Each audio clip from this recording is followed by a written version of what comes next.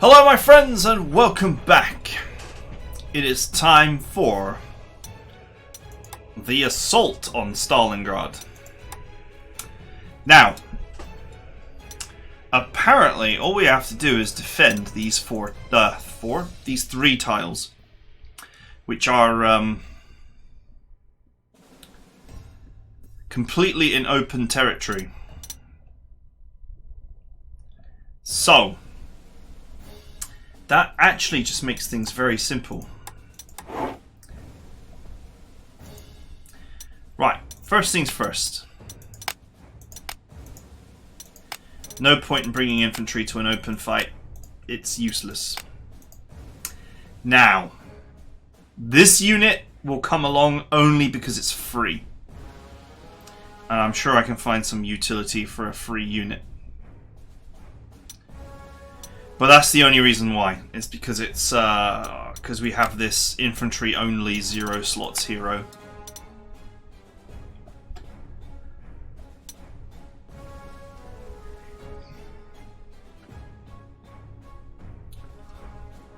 Honestly, I'm not even sure where to position it.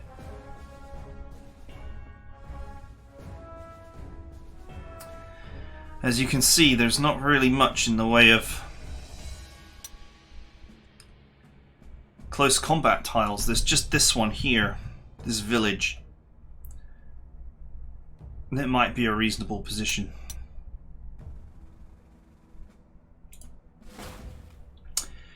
Okay. Alright, so artillery is not that useful in an open fight either. Really what you want is tanks and anti-air, and that's pretty much it. Potentially self-propelled anti-tank guns could do well here as well.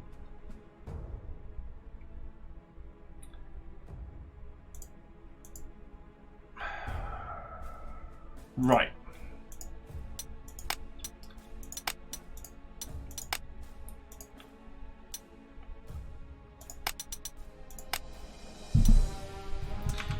You don't know if there's going to be enemy air or not.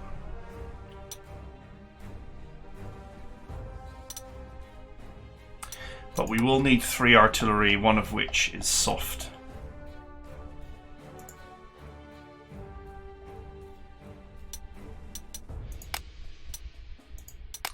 I guess preferably you'd want 6 artillery, but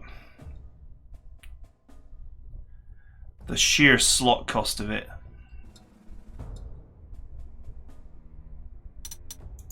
Actually, I don't know if I want to operate artillery at all. It's very expensive, slot-wise.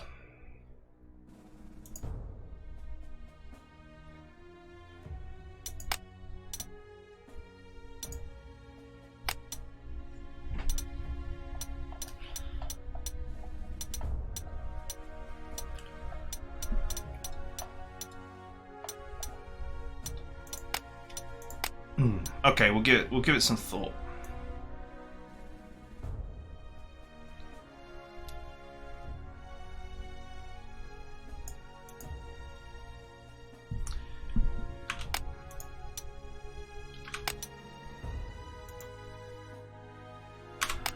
Okay, so one thing that we do have to have is our anti-air.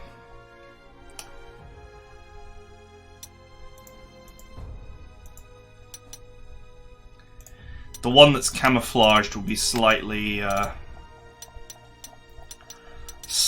stronger because the other two have got double strike.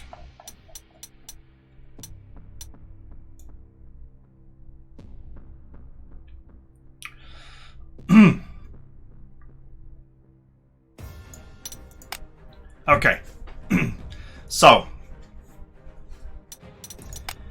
anti-air 1, 2, 3. Now these are the actual anti-air.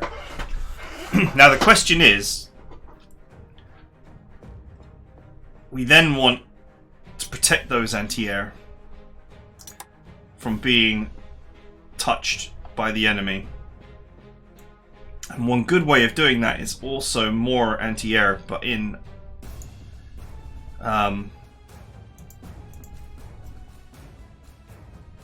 in anti-tank mode.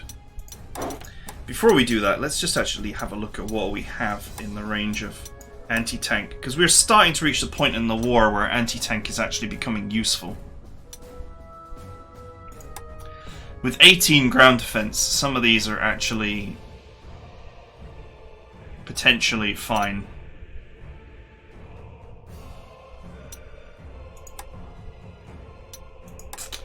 Only 3 slots for that.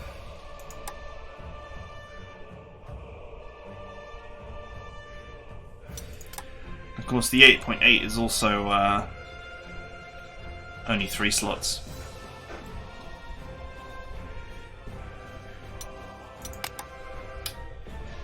I've not needed to do an open tank defense battle in a long time, if ever.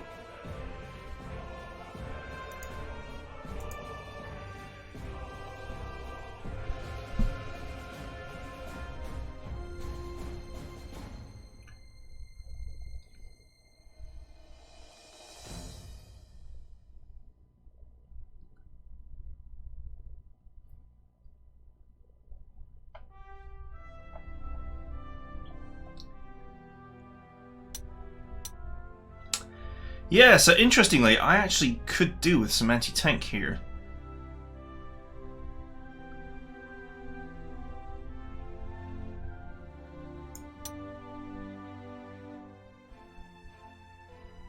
Or I use artillery. You know, in an ideal world, what you'd want is a Hummel here, here, and here.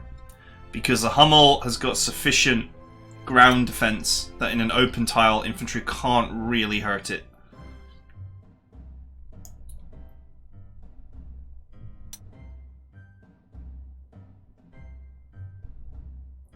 Just because infantry is completely useless out in the open doesn't mean that the AI is not going to throw infantry at us.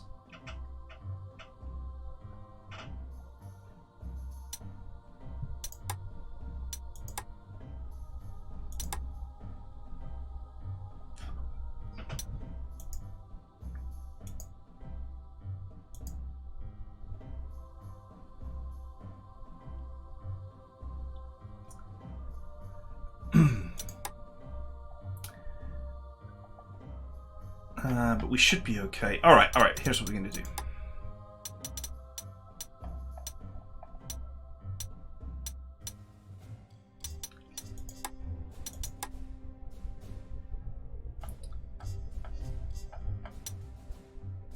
I need some anti-tank.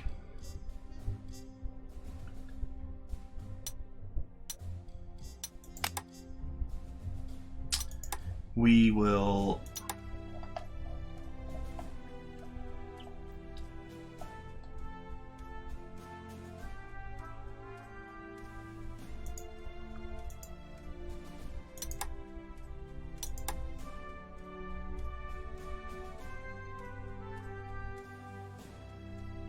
I actually don't even have enough anti-aircraft either.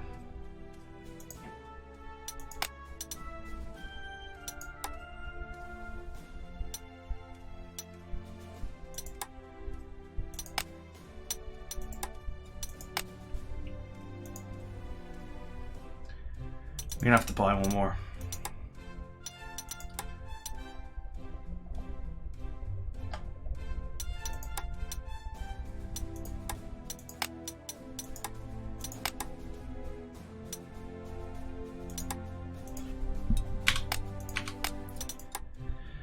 Okay.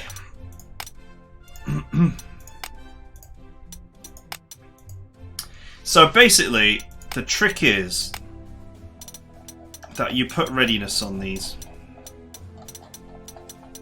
This is for anti-tank duty only. Although readiness will prevent these units from being attacked directly, but it will not prevent the center unit from being attacked.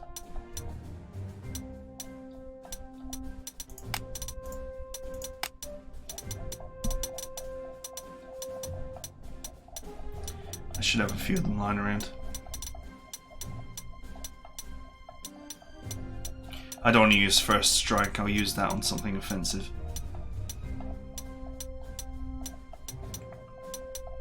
There we go. We'll put the more veteran ones on the front line. Why did you do this? Why did you do this to me?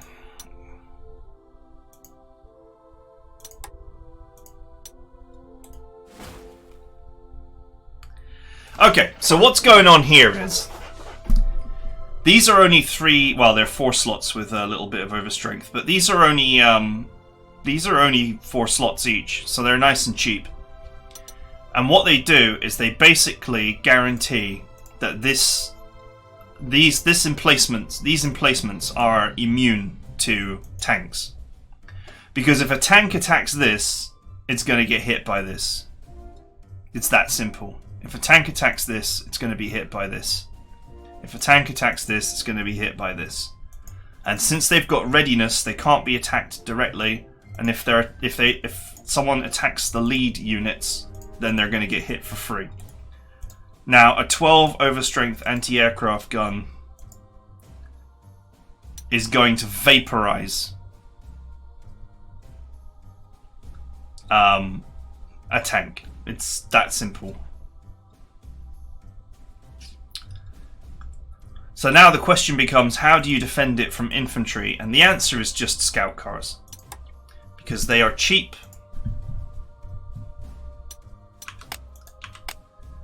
They are slots cheap, but they have enough ground defense that they cannot be harmed. They got a ground defense of 18, so they can't be harmed by infantry.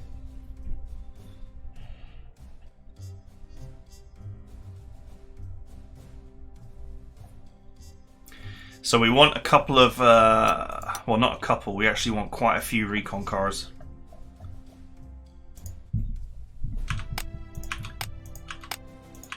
To guard our air defenses.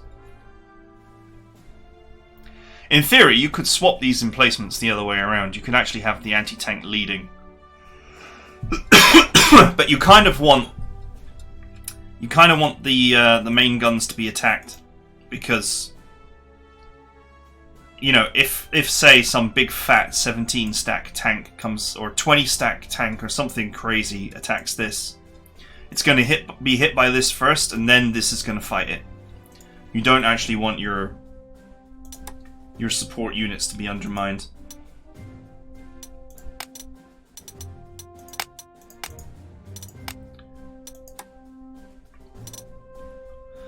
While we're at it, let's go ahead and set the colors for these to indicate that they're support, i.e. my infamous yellow color for support. So we know that they've got readiness.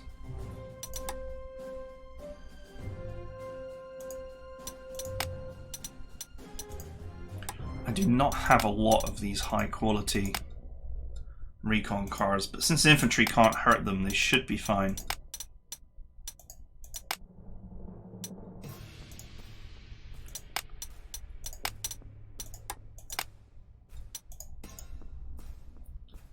I love how these ones have stayed clean and tidy.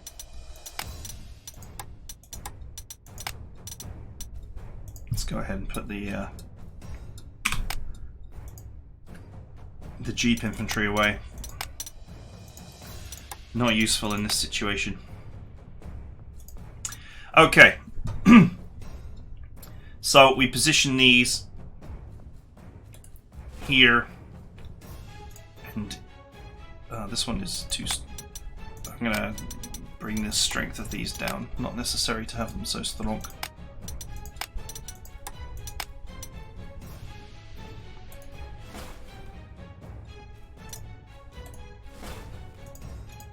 So these jeeps are designed to just go out and hose infantry if its presence is detected.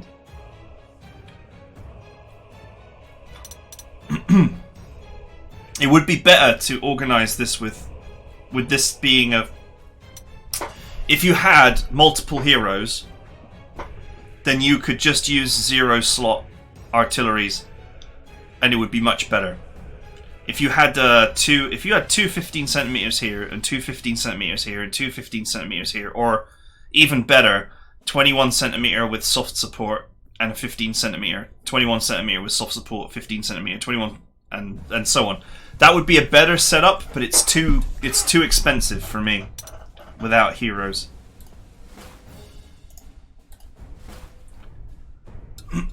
So I can't do it.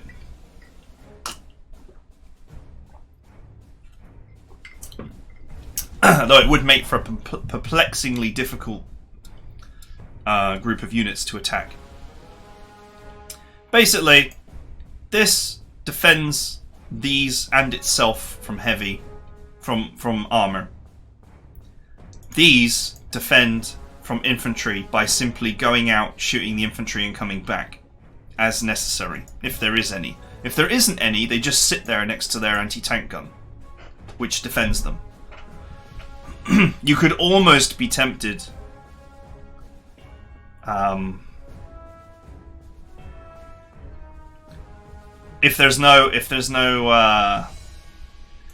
these have to stay. They must stay in anti-air mode, because otherwise they won't be defended by these, and these are the only ones that can defend themselves. If you had multiple heroes, you know, once again, you could just put readiness and all the advantages on the same unit, and it wouldn't be such a problem. But anyway, assuming you have those heroes available. This setup works sort of without heroes, so it's more of a multiplayer setup, really. If it's going to be snowing, infantry's going to have a hard time anyway.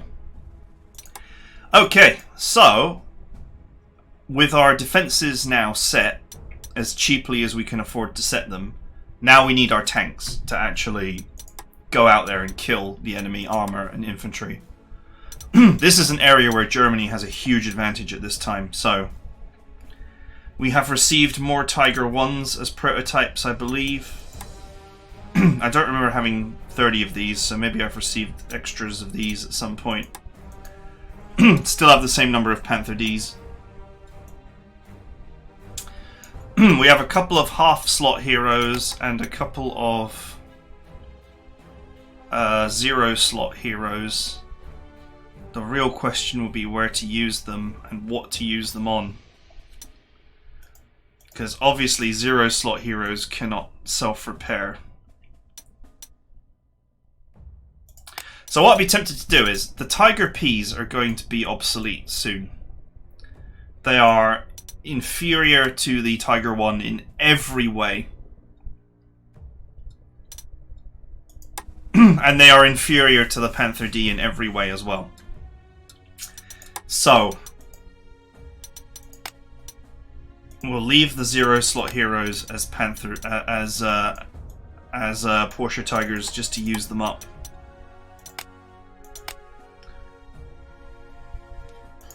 Now we want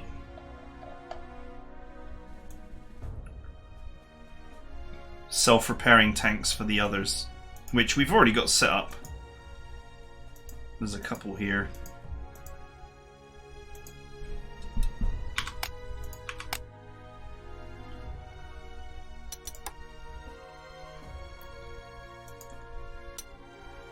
Now these can be positioned anywhere because they're more than capable of defending themselves. There's very little in the way of Russian armor that can actually even pen them.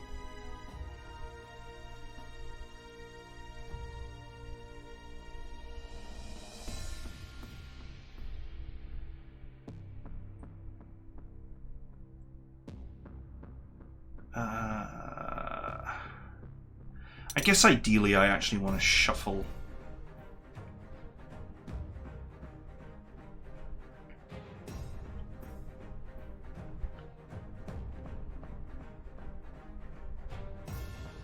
No, it's fine as it is.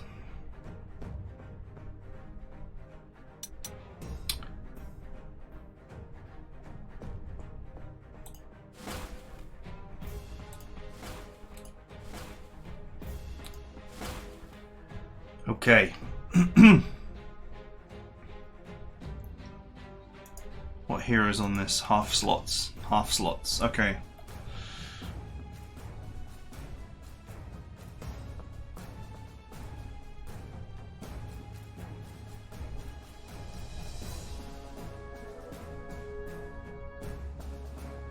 This is not the most ideal setup to stop infantry, but I'm hoping... Well, I'm presuming that the enemy have not got much infantry.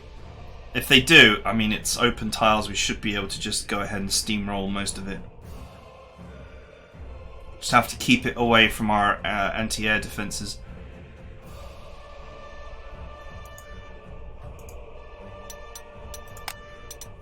Go ahead and 15 over strength these.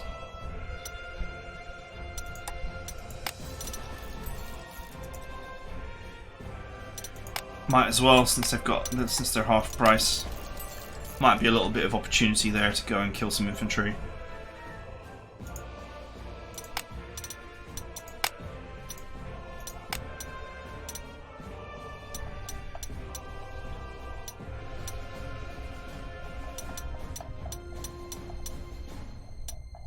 Okay, I think we want no retaliation on the rest of these.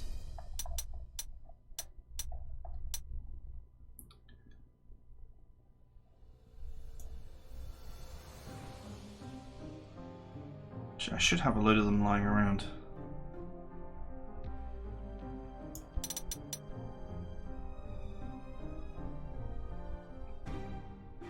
Okay. They're all set up on another set of units. They're still on the old flame waffles. Now, the reason why we're not using the flame tanks to defend is because, just in case it wasn't obvious, we're not using the flame tanks to defend because the recon cars can move a certain distance to snipe at the infantry and then move back to their previous position. They need to finish their turns. If we've got a wall of tanks here, they need to finish their turns next to their anti-tank support. Otherwise, they'll, you know, the Russian tanks at this time are not fantastic against German heavy armor, but they'll more than easily devour a scout car that's undefended.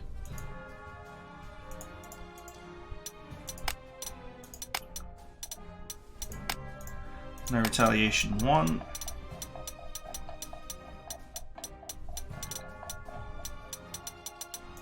No retaliation 2.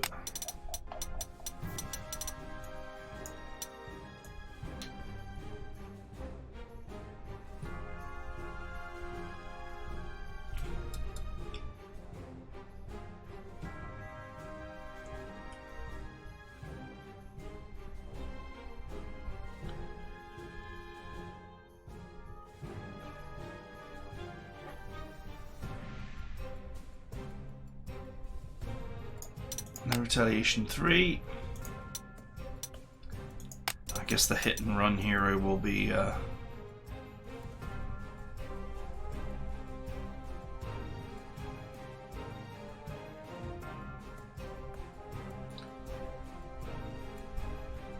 I might just use first strike.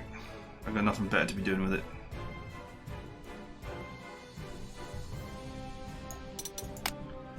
Okay, the one that's first strike I'm gonna strengthen, because it's not as good as no retaliation for the purposes of offense.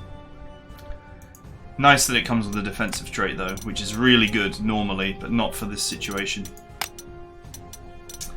Okay, first no retail camo for you, 3. Readiness camo for you, because that's your primary feature. Those 2 are just low slots.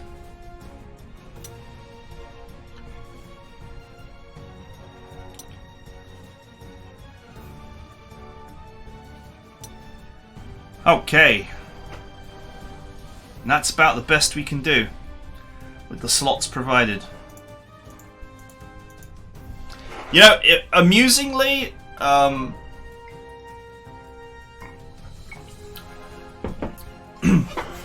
one thing you could do is actually just have like a triangle of artillery, like I mentioned before. If you're not playing with hero restrictions, you could get away with that very easily.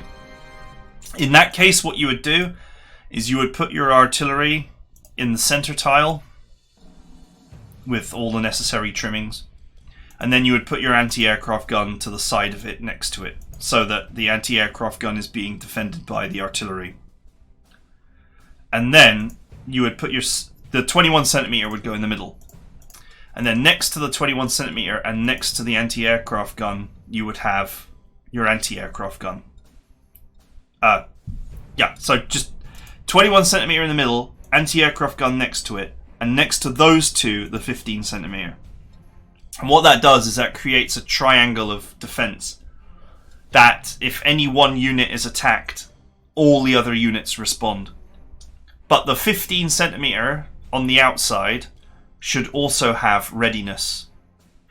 So you would need 3 readiness in this case, which I've got. Because the weak point of that triangle would be the 15 centimeter gun on the outside. The 21 on the inside, and the anti-aircraft gun is defended by the 2 artillery. So the 15 centimeter would need readiness because it would be attacked. And it would need to defend itself before getting hit. It would be the weakest point. And then you would just fill in the 4 spaces with scout cars. Scout car plus 21 centimeter gun is more than ample to stop any attackers, because the scout car's armor is sufficient to prevent infantry from doing any damage. The 21 centimeter gun's offensive capability, especially if you have enough lethal heroes. I have 2 lethal heroes. If you had 3, it would be perfect. You would devastate attackers. Okay, so our primary goal, bizarrely, for an open combat, our primary goal is to eliminate infantry, because that is the threat to our anti-air and anti-tank setup. The tanks are not really a huge threat because they have to face off against these guns, which will definitely hurt them, apart from maybe this one because it's got no experience. I really could do with training up some anti-tanks. But hey, here we are. I could have also used Stewie for this purpose, but the thing is, once again, it's a question of slots. Stewie costs 10 slots. He's insanely expensive. So unless you can find a way to deploy him for free, he's probably not worth the slot cost. Anyway, just double checking everything. I think we're good to go.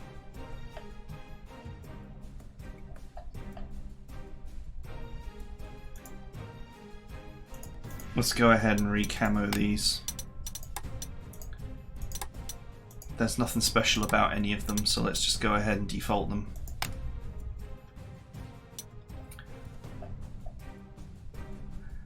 Anyway, that is it for now. I hope you guys enjoyed it, and join me next time. It'll be interesting to see how this mission unfolds. So I will see you then.